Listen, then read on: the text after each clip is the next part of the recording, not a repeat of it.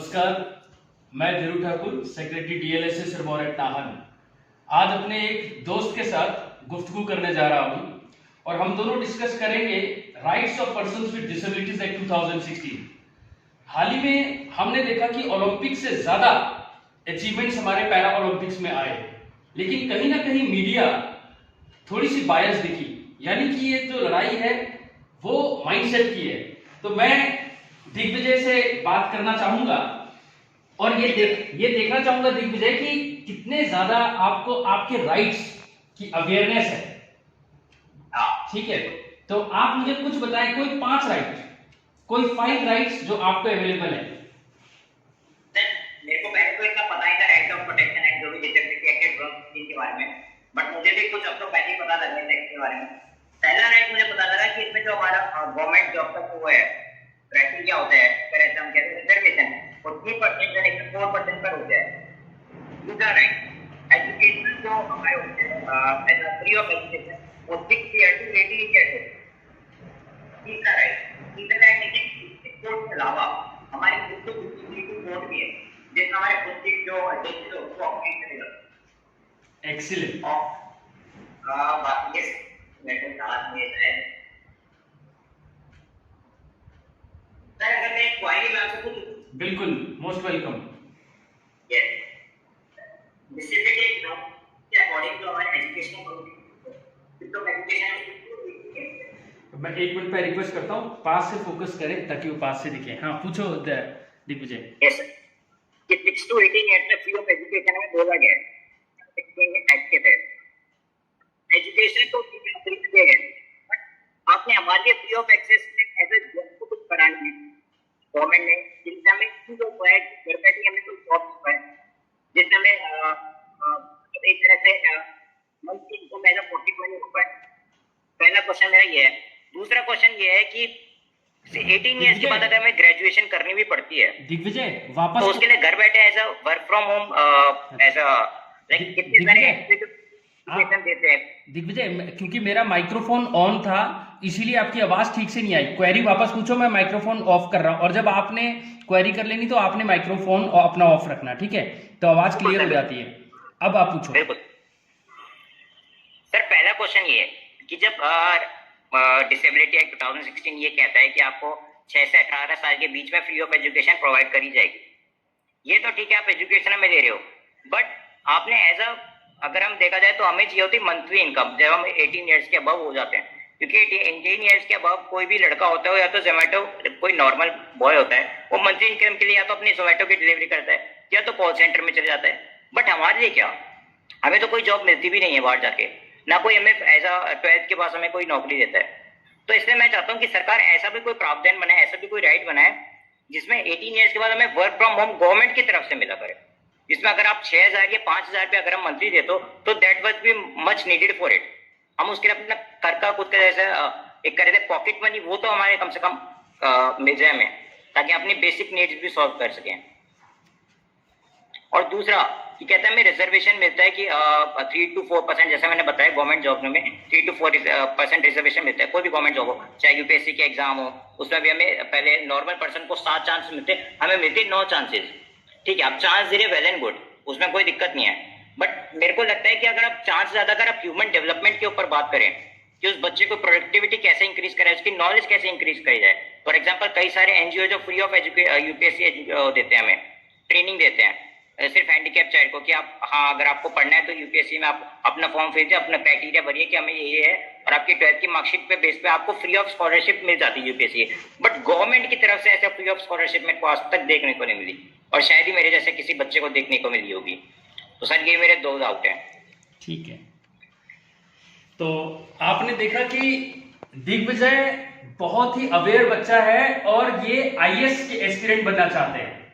हमारे सिरमौर से नाहन से आपने देखा कि एक जो दृष्टिबाधित लड़के हैं उन्होंने आईएएस में अभी 397 रैंक पाया और ये उनका तीसरा प्रयास था, और आज उन्हीं की सक्सेस को सेलिब्रेट करने के लिए हम इस इंटरव्यू के जरिए जानेंगे डिसेबिलिटी एक्ट जो 1995 में हुआ करता था उसको खत्म करके ये 2016 का एक्ट क्यों बनाना पड़ा। और इस जैसा दिग्विजय ने बोला दिग्विजय ने कहा ह्यूमन रिसोर्स डेवलपमेंट और सरकार के जो स्कॉलरशिप है उसके बारे में और एजुकेशन के बारे में। दिग्विजय, आप हैरान रह जाओगे, जो आपने बात बोली सेक्शन 47 में वो लिखी हुई है human resource development. Basically preamble को पहले हम देखते हैं कॉन्स्टिट्यूशन को, जो आपको कहता है कि equality, equal opportunity, justice, liberty, dignity, privacy, integrity, ये सब चीजें क्या इन्होंने ध्यान रखा, जिसको हम आज दिव्यांग बोलते हैं, क्योंकि आत्मा ना कभी मरती है ना वो होती है। ये तो केवल हार्डवेयर है, जो केवल 1% है जिनके पास कोई जेनेटिकल फिजिकल डिफेक्ट नहीं है, यानी वर्ल्ड में बहुत बड़ा परसेंटेज है। और इसके ऊपर हम कई मूवीज देख चुके हैं, गुजारिश, दोस्ती हमारे जमाने में, मतलब दिल्ली के जमाने में, और अब कई लगातार मूवीज आती हैं जिसमें ब्लैक मूवी, पा मूवी, तो हम उन मूवीज के जरिए जरूर सेंसिटाइज और एम्पैथाइज होते हैं, लेकिन उसके बाद हम भूल जाते हैं। पर मैं आपको बता दूं, ये गवर्नमेंट जो है ड्यूटी बाउंड है। रीजन आर्टिकल 39A में फ्री लीगल एड है, और इस एक्ट में भी सेक्शन 39 और सेक्शन 7, 4 और C को अगर हम देखें तो आज मेरी ड्यूटी है कि मैं, सरकार मुझे पैसे दे, यानी कि नालसा डालसा के थ्रू, और मैं ये अवेयरनेस प्रोग्राम करूं जिसमें ये बताऊं कि सरकार के पास सेंट्रल फंड भी है, स्टेट का फंड भी है, और ये जो फंड का जितनी भी लड़ाई है पैसे की, इसके लिए बकायदा चैप्टर 14 और 15 में लिखा गया है। सेंटर के लेवल का फंड, स्टेट के लेवल का फंड, स्पेशल फंड है, और इसका सोशल ऑडिट होता है और हर चीज ट्रांसपेरेंट होता है। ये स्कीम को हम नेक्स्ट उसमें देखेंगे वीडियो में। आज हम केवल इस एक्ट के अंदर आपके राइट्स को जाने की, क्या हॉरिजॉन्टल रिजर्वेशन में केवल सरकारी एजेंसी ड्यूटी बाउंड है या फिर प्राइवेट एजेंसीज की भी ये ड्यूटी है कि वो, क्योंकि आर्टिकल 16 में कहीं भी ये नहीं लिखा कि on the basis of disability आपके साथ कोई भेदभाव ना हो, लेकिन इस एक्ट में जरूर लिखा है only on the ground of disability employment को आप मना नहीं कर सकते। लेकिन आर्टिकल 16 के 1 कॉन्स्टिट्यूशन में भी सारे सिटीजन को इक्वल अपॉर्चुनिटी तो मिला है, यानी कि, लेकिन क्या रिजर्वेशन मिला है जैसे लड़कियों को या बच्चों, शेड्यूल कास्ट, शेड्यूल ट्राइब? तो आंसर है यस, और इस तरह के रिजर्वेशन को हम हॉरिजॉन्टल रिजर्वेशन कहते हैं। आगे बढ़ने से पहले मैं आपको बता देना चाहता हूं, आपकी तरह दिग्विजय एक लड़का था विकास, और ये जो विकास था ये IAS ऑफिसर बनना चाहता था। क्या हुआ, इसने अप्लाई किया, और अप्लाई करा तो इसने लिखा कि भाई मैं जो है ना, मेरे को हाथ में एक राइटर्स क्रैम्प नाम की बीमारी होती है, मेरे को वो है, मेरे को स्क्राइब चाहिए। अब उन्होंने अपने रूल में ये लिखा यूपीएससी वालों ने कि हम 2 ही लोगों को स्क्राइब देते हैं, ठीक है, एक तो जो ब्लाइंड है और एक जिनको कोई मस्कुलर डिस्ट्रोफी काइंड ऑफ है, जिसको लोकोमोटिव कोई डिसेबिलिटी है, और या जिनको सेरेब्रल पाल्सी है, जिसके कारण उनके हाथ जो है वो 40% इनएफिशिएंट रहते हैं। 20 मिनट एक्स्ट्रा दिया जाता है पेपर कंप्लीट करने को भी, लेकिन उसका ये सब कंडीशन फॉलो नहीं होने के कारण उसका रिजेक्ट हो गया रिक्वेस्ट, जबकि उसने अपने फॉर्म में स्पेशली लिखा था कि सर मेरे को तो ये राइटर्स क्रैम्प की प्रॉब्लम है, और आप मेरे को प्लीज जो है ये मेरे को फैसिलिटी प्रोवाइड करें। इस बीमारी को वैसे डिस्ग्राफिया कहते हैं, ठीक है, यानी कि राइटर्स क्रैम्प को और एस्पिरेंट को ये चाहिए होता है, लेकिन ट्राइब्यूनल से लेकर, हाई कोर्ट से लेकर मामला सुप्रीम कोर्ट तक लड़ते गई, यूपीएससी ने लड़ाई की कि नहीं हम नहीं इसको बेनिफिट दे सकते। फिर सुप्रीम कोर्ट ने, ये बोर्ड रिसेंट जजमेंट है 2021 सुप्रीम कोर्ट की मैं बात कर रहा हूं, ऑनरेबल सुप्रीम कोर्ट ने ये कहा कि ये जो लड़ाई है डिग्निटी की, ये एक कंटिन्यू क्वेस्ट हो गया इस देश में डिसेबल लोगों के लिए। मतलब ट्राइब्यूनल से होते हुए चीफ कमिश्नर है, स्टेट कमिश्नर है, स्पेशल कोर्ट स्टेब्लिश कर दिए गए इस कानून में, हाई कोर्ट तक बंदा गया, और अब लड़ाई यहां तक। ऑनरेबल सुप्रीम कोर्ट ने दिल्ली हाई कोर्ट की बात पे मोहर लगाई और बोला बिल्कुल भी नहीं, उस लड़के ने बिल्कुल साफ लिखा हुआ है और वो एग्जाम नहीं दे सकता, इक्वल अपॉर्चुनिटी टेक्निकल ग्राउंड्स पे आप रिजेक्ट नहीं कर सकते, आपको लिबरल व्यू लेना पड़ेगा, आपको प्रैक्टिकल व्यू लेना पड़ेगा। मैं आपको बताऊं, मैं एक मूवी देखा था दिग्विजय, कालीचरण। जब तक मैंने कालीचरण नहीं देखी ना, मेरे को लगा नहीं, एक दिन आप दोनों पांव से चलते हो, दोनों हाथ से चलते हो, अभी भूकंप आ जाए तो मैं तो भाग जाऊंगा, अभी कोरोना आ जाए तो मैं तो जाके इंजेक्शन लगवा लूंगा। लेकिन हम ये सोच ही नहीं पाते कि जो एक बुजुर्ग आदमी की तरह एक हैंडीकैप लड़का चाहे 13 साल का है, वो तो अकेले डॉक्टर के पास जा नहीं सकता, और अगर भूकंप आ जाए तो वो जो भूकंप है उसमें तो वो उधर ही बैठा रह जाएगा। और मेरे अगर किसी पोर्ट तक आना है और आपसे सीढ़ियों में दिया ही नहीं है, तो क्या बिल्डिंग का जो कस्टोडियन है तो वो अदालतों तक वो कैसे आए? वो आपने उसके लिए सीढ़ियां बना रखी है, क्या एक हैंडीकैप आदमी सीढ़ी चढ़ सकता है? ये सारी बातें 2016 के एक्ट ने पहले एश्योर की। उस एक्ट में ऐसा लगता था आप चैरिटी कर रहे हो, 1995 के एक्ट में। फिर क्योंकि इंडिया ने यूनाइटेड नेशन का कन्वेंशन साइन किया हुआ था, 2016 में एक नया कानून आता है। और मैं कहूं कि 19 अप्रैल को देश आजाद हुआ। देश के दिव्यांग जो 2.1% आपने बताया, ये आजाद हुए। 19 अप्रैल को ये एक्ट इंप्लीमेंट होता है, जो मेरे हाथ में है, ठीक है। और 19 अप्रैल 2017 को ये चैरिटी नहीं, as a matter of right, ये एक जो स्टेक होल्डर्स है उनके माइंड को मैसेज दिया गया कि आप चैरिटी नहीं कर रहे, ना आप पैसे का एक्सक्यूज दे सकते हो। कालीचरण मूवी की मैं बात कर रहा था, तो जब डैनी को देखा हीरो ने, शत्रुघ्न सिन्हा ने, कि वो तो लंगड़ा एक पांव से, जिसको हम लंगड़ा भी नहीं बोलते, दिव्यांग, तो उसने अपने आप को गमछे से, एक तरह के टॉवल से लपेट लिया एक पांव को, और फिर लड़ाई की। इसको कहते हैं इक्वल अपॉर्चुनिटी, इसको एम्पैथी कहते हैं। और इस एक्ट में जो भी राइट्स आपको दिए गए, उसमें सबसे इंपॉर्टेंट आपकी डिग्निटी को ध्यान रखा गया है। आप सोचो schedule caste and schedule tribe की एट्रोसिटीज के लिए तो ऑफेंसेस हैं, दंड मिलता है, जेल भेजा जाता है। क्या इस एक्ट में अगर किसी को, छोटे से बच्चे को बोला गया भाई तू हमारे साथ नहीं खेल सकता क्रिकेट, भाई तू नहीं, तू घर में बैठे ना, तू हमारे साथ क्यों आ रहा है, इस तरह से ह्यूमिलिएट करना, उसके ओवरऑल डेवलपमेंट को रोकना, ये सब दंडनीय अपराध है।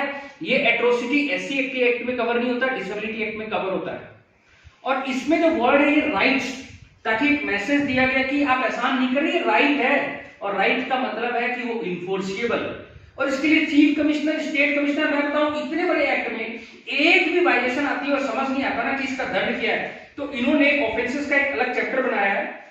और आपको कुछ भी नहीं समझ आता तो सेक्शन 89 देखिए।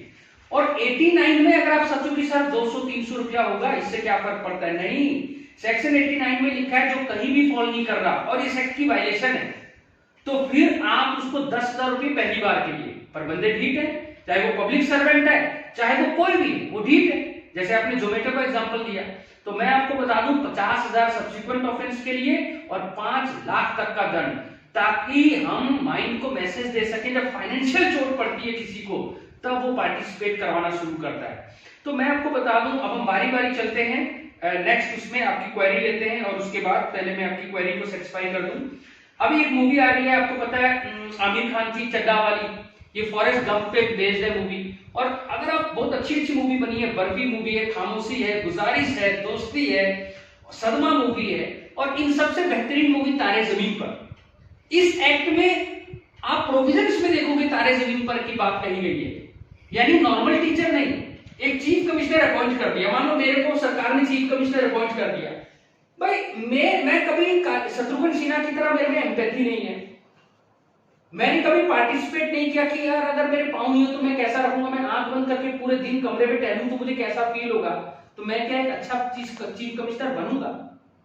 नहीं।